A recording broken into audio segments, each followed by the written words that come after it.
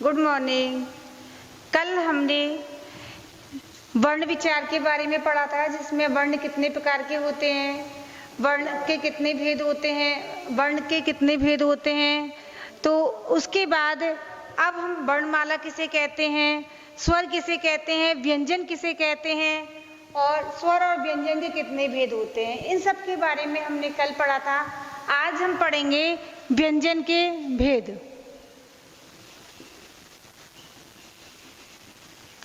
व्यंजन 3 प्रकार के होते हैं।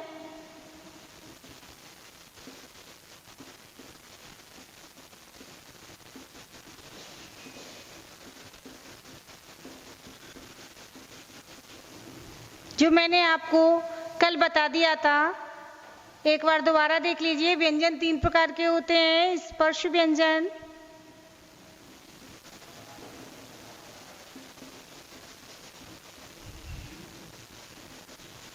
अंतस्थ व्यंजन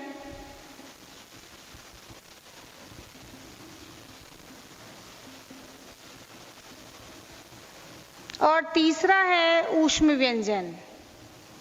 तीसरा कौन सा है? ऊष्म व्यंजन। तो सबसे पहले हम पढ़ेंगे स्पर्श व्यंजन। सबसे पहले किसके बारे में अध्ययन करेंगे? स्पर्श व्यंजन के बारे में। इतना लिख लीजिए, इसके बाद मैं इसको साफ कर देती हूँ।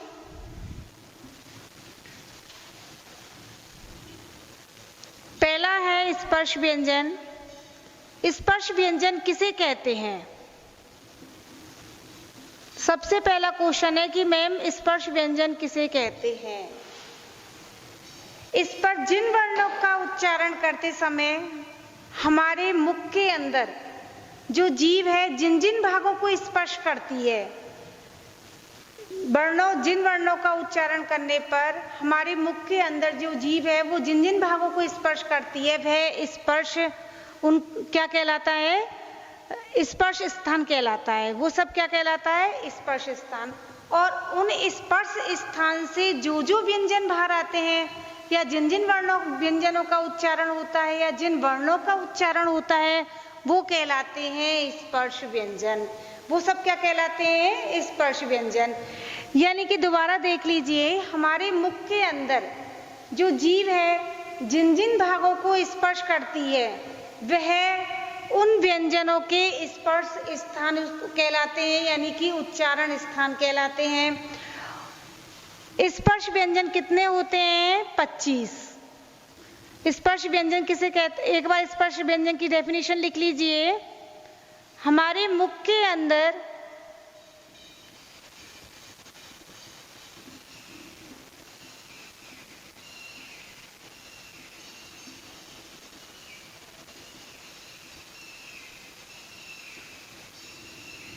जीभ जिन जिन भागों को स्पर्श करती है,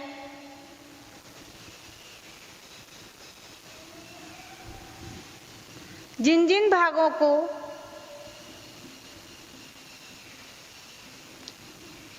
स्पर्श करती है और उसके द्वारा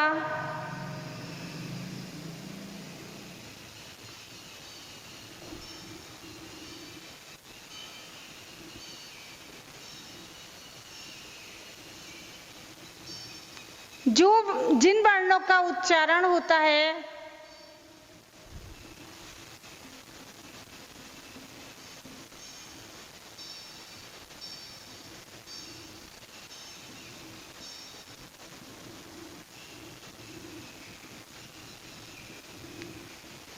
वे उस वर्ण के उच्चारण स्थान कहलाते हैं।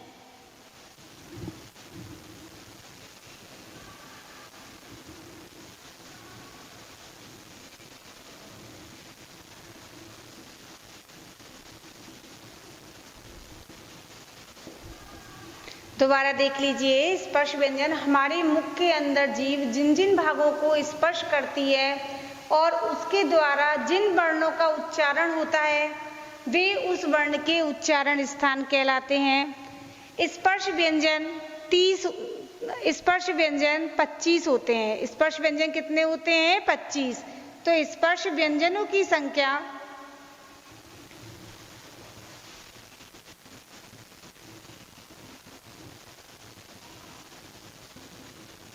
25 होती है। स्पर्श व्यंजनों की संख्या कितनी होती है?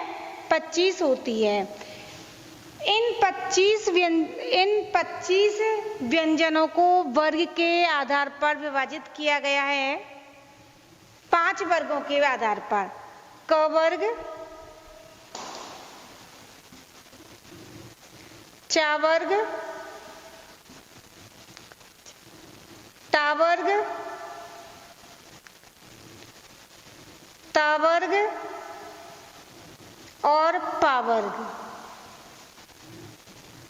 एक बार दोबारा समझ लीजिए। स्पर्श व्यंजनों की संख्या 25 है। इनको 5 वर्गों के आधार पर विभाजित किया गया है।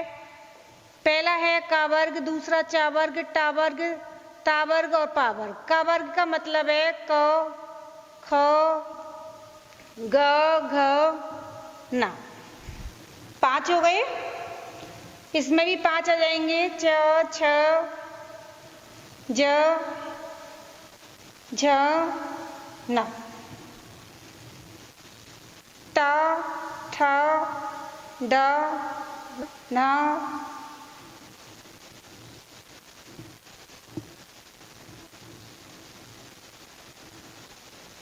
न।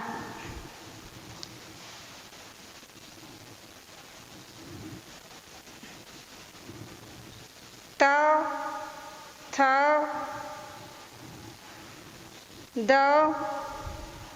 त, थ, द, ध,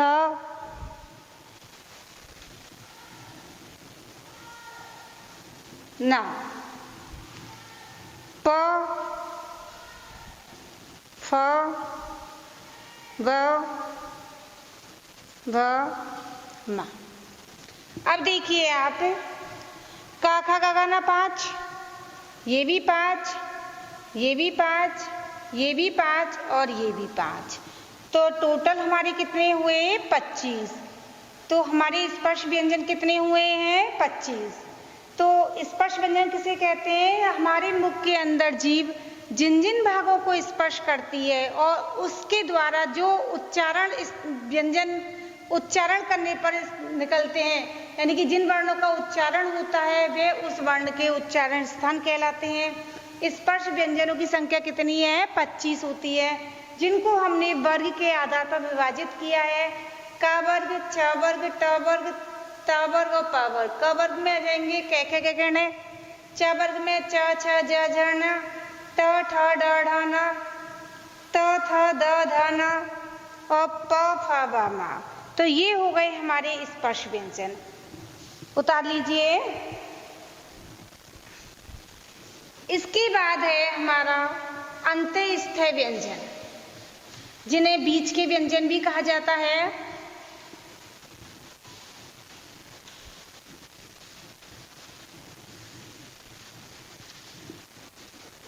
अगला है हमारा अंत्यस्थ व्यंजन।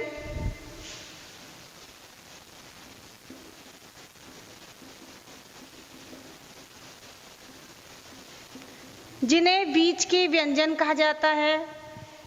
तो ये कौन कौन से हैं? य, र, ल, व। य, र, ल, व। यानी कि हमारे मुख के अंदर जीभ बहुत कम, यानी कि आंशिक रूप से जिन जिन भागों को स्पर्श करती है वो कहलाते हैं अंत्यस्थ व्यंजन। वो कौन से कहलाते हैं? अंत्यस्थ व्यंजन। यानी कि इनसे जो व्यंजन वर्णों का उच्चारण होता है वो होते हैं अंत्यस्थ व्यंजन, यानी कि य, र, ल, व। अब इसके बाद है ऊष्म व्यंजन। तीसरा कौन सा हुआ हमारा? ऊष्म व्यंजन। ऊष्म व्यंजन, ऊष्म का मतलब गर्म, ऊष्म का मतलब होता है गर्म, यानी कि जिन वर्णों का उच्चारण करने पर गर्म सांस बाहर आती है और जिन्हें बोलने में थोड़ा समय लगता है वो कहलाते हैं ऊष्म व्यंजन। तो लिखिए, ऊष्म व्यंजन किसे कहते हैं? जिन वर्णों का उच्चारण करने पर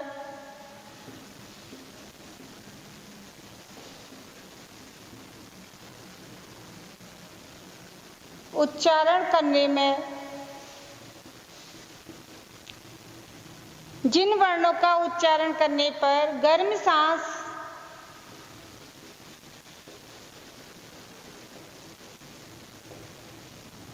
बाहर आती है,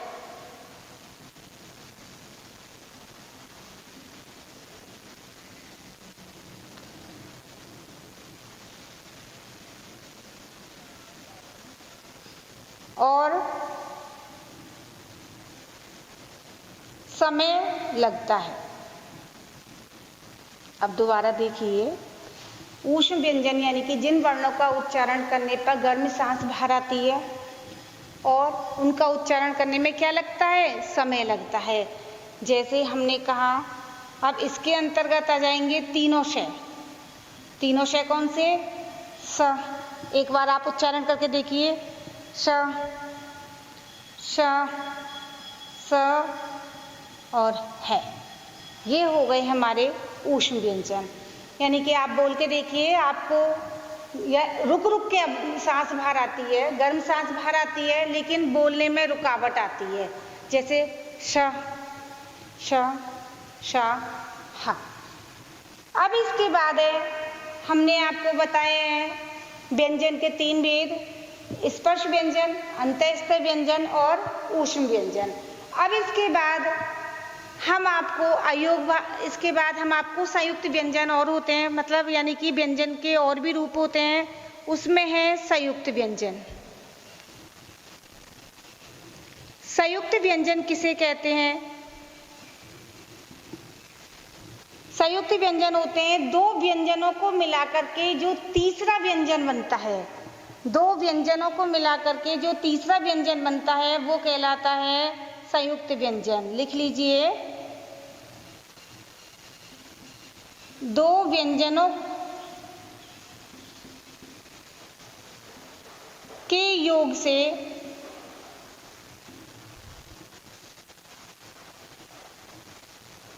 तीसरा व्यंजन बनता है,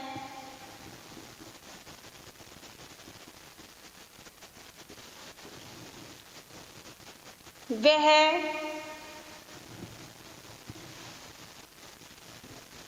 संयुक्त व्यंजन कहलाता है।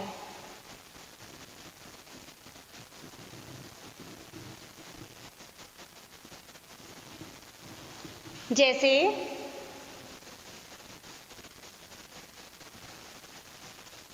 श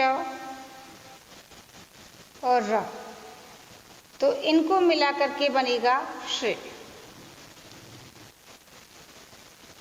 तो प्लस र, त्रे। ये हो गए हमारे संयुक्त व्यंजन। यानी कि आपको व्यंजन समझ में आ गए होंगे कि पहले मैंने आपको स्पर्श व्यंजन के बारे में बताया, उसके बाद मैंने आपको अंतःस्थ व्यंजन के बारे में बताया, उसके बाद ऊष्म व्यंजन के बारे में बताया, और ये 3 व्यंजन के अलावा और होते हैं संयुक्त व्यंजन। इसके अलावा मैंने आपको, ये तो हमारे हो गए स्वर और व्यंजन। इसके अलावा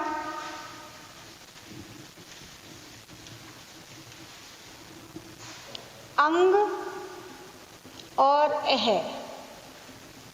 ये हमारे बच गए थे।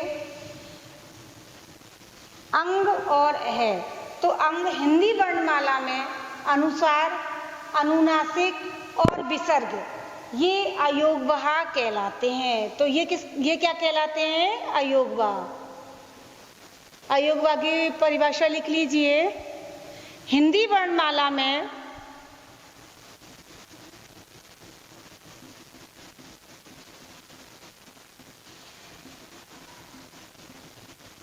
अनुसार,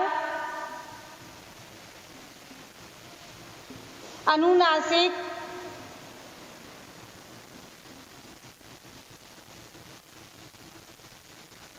और विसर्ग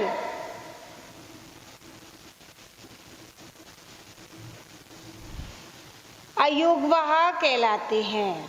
क्या कहलाते हैं? अयोगवाह कहलाते हैं।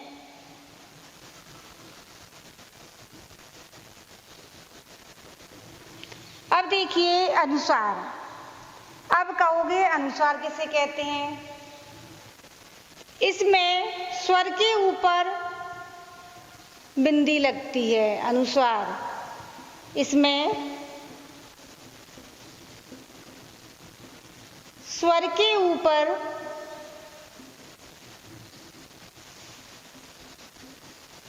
बिंदु लगता है। क्या लगता है? बिंदु लगता है।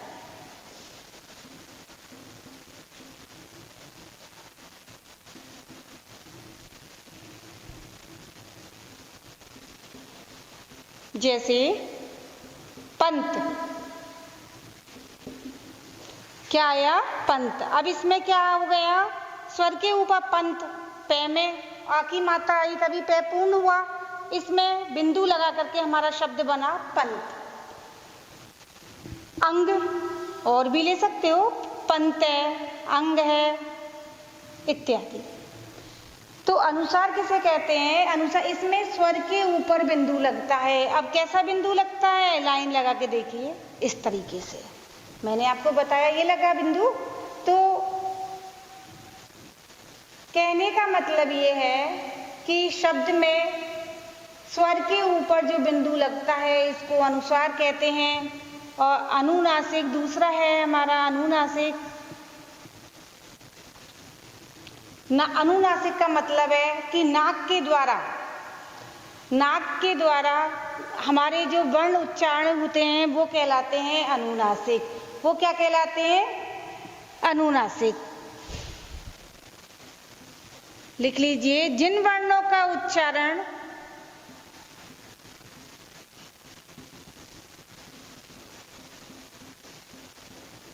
नाक के द्वारा किया जाता है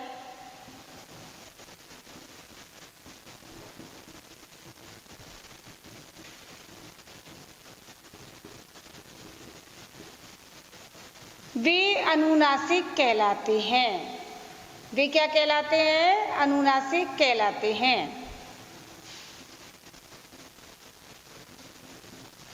जो मैं लिखा रही हूं वो सब आप लिख लेना और यही आपके क्वेश्चन आंसर हैं और यही आपका होमवर्क है जो आपको करना है। जिन वर्णों का उच्चारण नाक के द्वारा किया जाता है वे अनुनासिक कहलाते हैं। जैसे चांद। अब इसमें चंद्रबिंदु आ रहा है। क्या आ रहा है? चंद्रबिंदु। तो ये हो गए हमारे अनुनासिक। ये हमारे क्या हो गए? अनुनासिक हो गए। चांद हो गया, आंख हो गई, बहुत सारे उदाहरण है। चांद है, आंख है, यानी कि जिसके ऊपर चंद्रबिंदु आता है वो अनुनासिक कहलाते हैं। अब विसर्ग। विसर्ग किसे कहते हैं? दो स्वरों के, यानी कि जिसमें स्वर के आगे दो बिंदु होते हैं। दो स्वर नहीं, जिसमें स्वर के आगे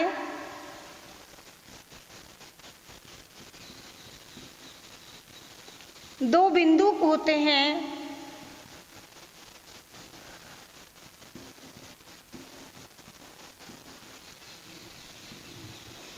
वे विसर्ग कहलाते हैं। वे क्या कहलाते हैं? विसर्ग कहलाते हैं।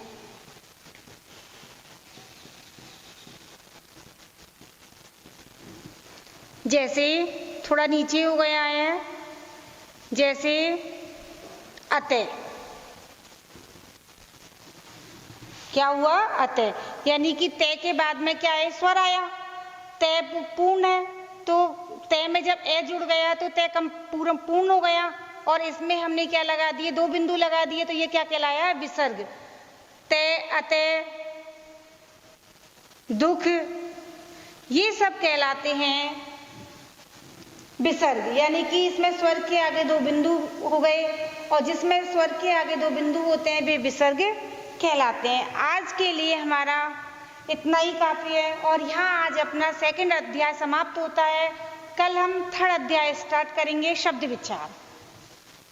ठीक है बेटा, जो मैंने पढ़ाया है उस सबको पढ़ के आना और याद करना। इसको है ना कॉपी में भी उतार लेना। यही तो आपका होमवर्क है और यही आपका, देखिए मैंने शायद है ना इसका नहीं लिखा है व्यंजन जो आपका चल रहा था, तो यही आपका होमवर्क है और यही आपका क्लास वर्क है। जो आपको मैंने पढ़ाया है वो सब आपको याद करना है। ठीक है बेटा, बंद कर दो।